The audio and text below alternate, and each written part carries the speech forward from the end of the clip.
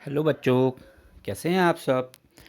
आज हम फिर से आपके सामने चैप्टर 1 क्लास 8 सब्जेक्ट साइंस और चैप्टर का नाम है क्रॉप प्रोडक्शन एंड मैनेजमेंट, इसका फोर्थ पार्ट लेकर आए हैं।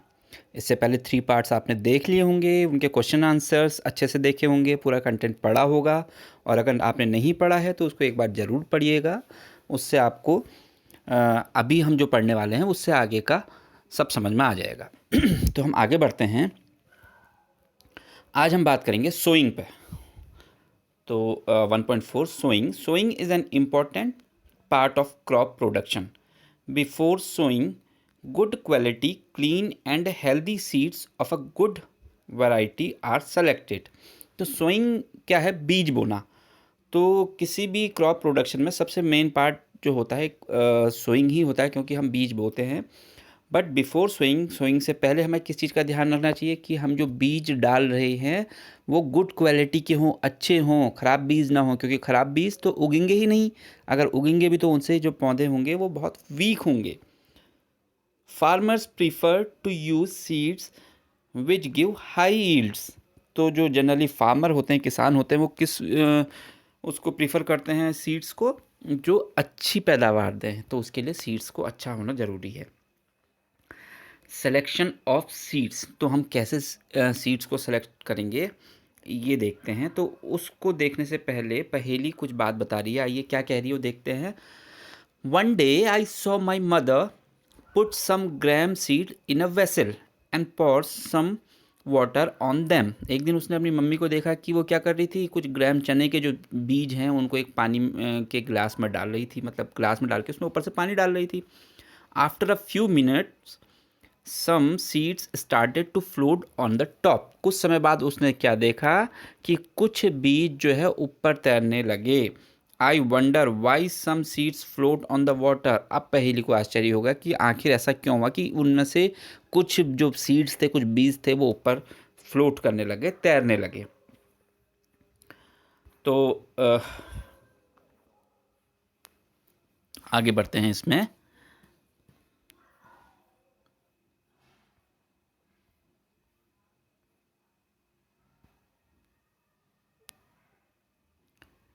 Activity 1.1,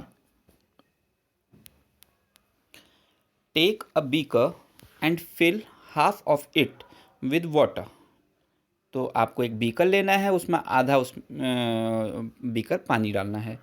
put a handful of wheat seeds, तो और उसके बाद आपने क्या करना है, एक मुट्ठी में गेहूं के बीज लेने, वीट सीड लेने, and stir well.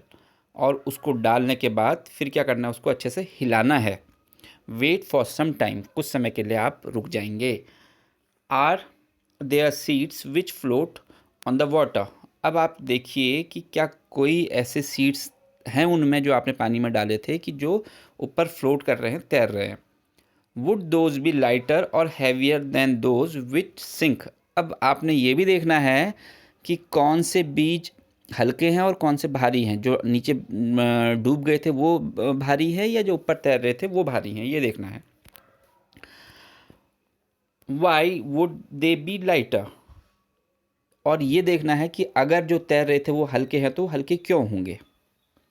Damage seed become hollow and are thus lighter, therefore they float on the water. जो डैमेज सीड होते हैं, जो खराब बीज होते हैं, वो अंदर से खोखले होते हैं, क्योंकि उसमें कीड़ा या अन्य किसी तरह वजह से वो अंदर से खोखले हो जाते हैं। खोखले होने की वजह से वो क्या हो जाते हैं, हल्के हो जाते हैं। हल्के होते हैं, इस वजह से वो पानी में तैरते हैं और ऊपर आ जाते हैं। तो ये हमारी एक मेथड है सीड सिलेक्शन की, जिससे कि हम खराब और अच्छे जो हमारे बीज होते हैं उनको हम अलग अलग कर सकते हैं। This is a good method for separating good healthy seeds from the damaged one. ये एक अच्छी मेथड है। Before sowing, one of the important task is to know about the tools using for sowing seeds. अब बीज बोने की हमने तैयारी कर ली, सीड सिलेक्शन भी कर लिया कि कौन अच्छे सीड्स हैं, कौन ख़राब हैं। उसके बाद हमने किसके बारे में हमें पता होना चाहिए, हमें पता होना चाहिए उन टूल्स के बारे में जो कि हम सोइंग के लिए यूज़ करते हैं। तो ऐसे कौन कौन से टूल्स हैं, तो सबसे पहले हम ट्रेडिशनल टूल्स पर बात करेंगे। ट्रेडिशनल मतलब जो पहले से चले आ रहे हैं, जो बहुत पुराने ज़माने से चले आ रहे हैं, तो उनको ट्रेडिशनल टूल्स कहते हैं। The tool use traditionally for sowing seed is shaped like a funnel. Figure 1.2a, अभी हम फिगर में देखते हैं कि जो ये पुराने ज़माने के जो बीज बोने के लिए जो टूल यूज़ किया जाता था वो फनल यानी कि कीप की तरह का होता था। और the seeds are filled into the funnel, उस फनल में हम सीड डाल देते थे। पास डाउन थ्रू 2 और 3 पाइप्स, तो उससे होते हुए उसके नीचे 2 या 3 पाइप लगे होते थे, उससे होते हुए सीड्स जाता था।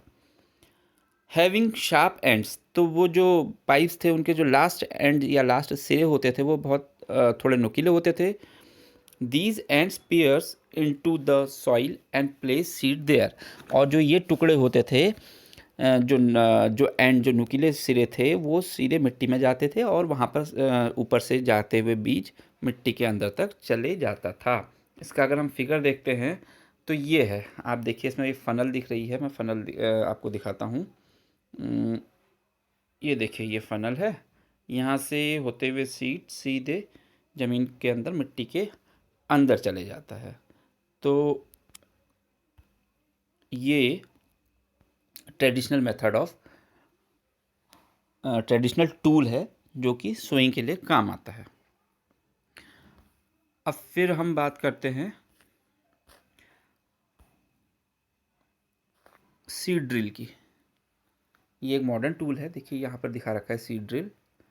सीड ड्रिल को पे भी हम थोड़ा सा बात कर लेते हैं कि किस तरह से काम करता है। यहाँ पर से सीड्स आते हैं और उसके बाद ये पाइप के थ्रू अंदर जाते हुए यहाँ पर से बारी बारी से इतने सब जो है ये इनसे होते हुए सीड्स अंदर चले जाते हैं मिट्टी के अंदर अलग अलग उसमें, और ये अलग अलग बराबर दूरी पे सीड्स बो सकते हैं हम लोग।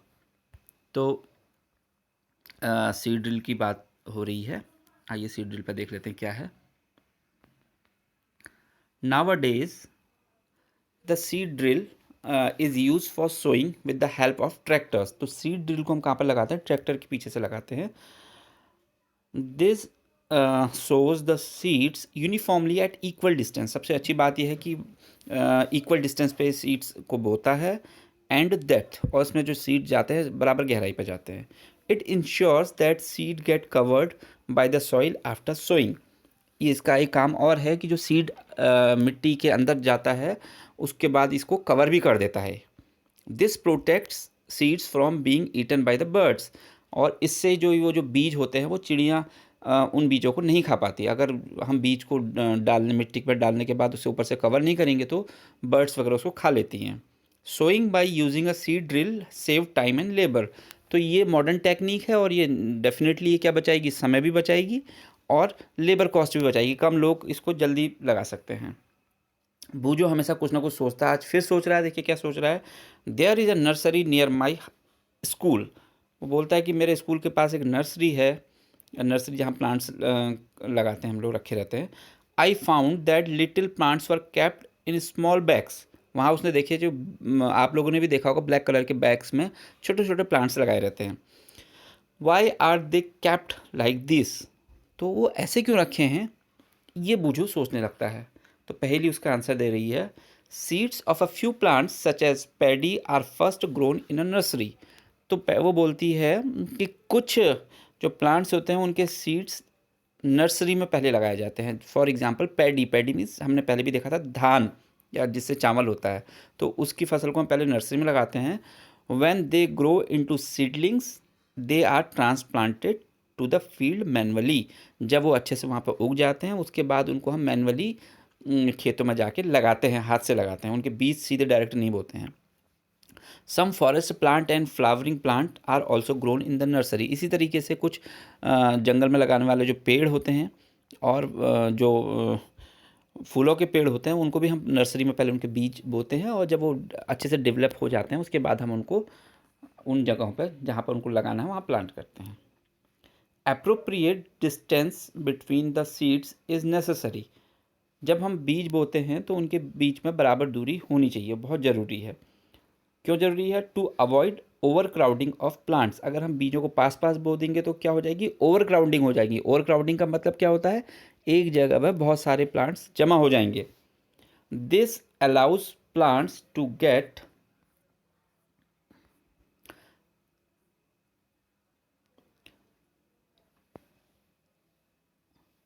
sufficient sunlight, nutrients and water from the soil. तो अगर दूर दूर रहेंगे, अच्छे से बोए जाएंगे, उनके बीच में प्रॉपर डिस्टेंस होगी, तो उनको क्या मिलेगा? सफिशिएंट सनलाइट, अच्छे से सनलाइट मिलेगी। न्यूट्रिएंट्स मतलब जो सॉइल में जितने भी न्यूट्रिएंट्स होंगे वो आराम से ले सकेंगे। एंड वाटर फ्रॉम, और वाटर जो सॉइल के अंदर वाटर है। At times a few plants may have to be remove to prevent overcrowding. अगर ओवर क्राउडिंग मतलब बहुत सारे पौधे एक जगह पर हो जाएंगे तो न तो उनको सही से धूप मिल पाएगी, ना पानी मिल पाएगा और ना न्यूट्रिएंट्स मिल पाएंगे। तो जब ओवर क्राउडिंग हो जाती है तो हमें क्या करना पड़ता है? हमें कुछ प्लांट्स को उखाड़ देना पड़ता है। हम उन प्लांट्स को हटा देते हैं, रिमूव कर देते हैं, जिससे कि जो प्रॉपर डिस्टेंस वाले प्लांट्स पूरी तरह से ग्रो कर सके। तो आज हम इतना ही पढ़ते हैं। इसके बाद अब हम देखते हैं जो हमने यहाँ तक आज टॉपिक पढ़ा सोइंग से रिलेटेड, इस पर बेस्ड कुछ क्वेश्चन आंसर्स हैं। हम उन क्वेश्चन आंसर्स को देखते हैं। तो देखिए, पहला क्वेश्चन है what is sowing, what process should be done before sowing. Sowing क्या है और सोइंग करने से पहले हमें क्या करना चाहिए? The process of planting seeds is called sowing. Seeds यानी कि बीजों को बोने की जो प्रोसेस है वही सोइंग है। Before sowing healthy and good quality seed should be selected. Sowing से पहले हमें हेल्दी और अच्छे गुड क्वालिटी सीड्स सेलेक्ट करने चाहिए। हाउ, सेकंड क्वेश्चन देखिए, how can we separate good seeds from damage seeds. तो गुड और डैमेज सीड्स को हम कैसे सेपरेट करेंगे? तो आंसर 2 देखिए, on putting seeds into a cup of water. जब हम सीड्स को एक कप वाटर में डालते हैं, good quality seeds will sink. अच्छे वाले जो बीज होते हैं, सीड्स होते हैं, वो सिंक मीन्स डूब जाते हैं। While damage seed will float. जबकि जो डैमेज सीड होते हैं वो तैरते रहते हैं ऊपर, एज दे आर हॉलो, क्योंकि वो क्या हैं? खोखले हैं। तो इस तरह से हम उनको सेपरेट कर लेंगे। Question 3, explain the function of a seed drill. Seed drill के फंक्शन को बताइए। Seed drill is a modern tool to sow seeds. ये मॉडर्न टूल है बीज बोने का। It is attach to the tractors, tractors के साथ जुड़ा होता है। It sows seeds at equal distance and depth. तो ये जो सीड्स को है इक्वल डिस्टेंस, बराबर दूरी पे और बराबर गहराई पे बोता है। It also cover seed by the soil after sowing.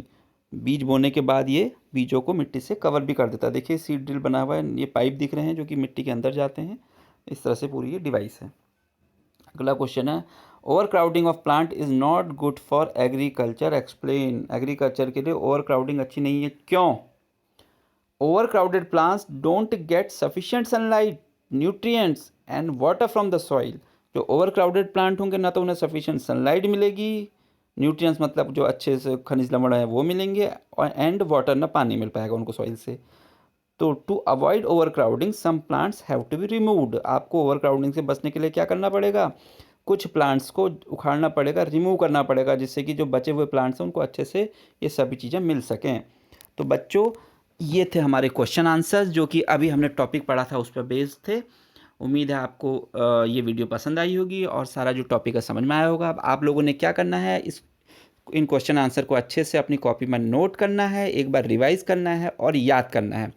और अगर कोई डाउट है तो आप नीचे कमेंट बॉक्स में अपने डाउट्स को लिखिएगा और जिसका आंसर दिया जाएगा। और अगर आपको वीडियो पसंद आई है तो आप वीडियो को लाइक भी कीजिएगा।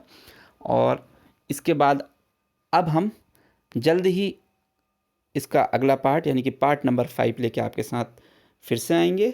तब तक के लिए बाय बाय, थैंक यू।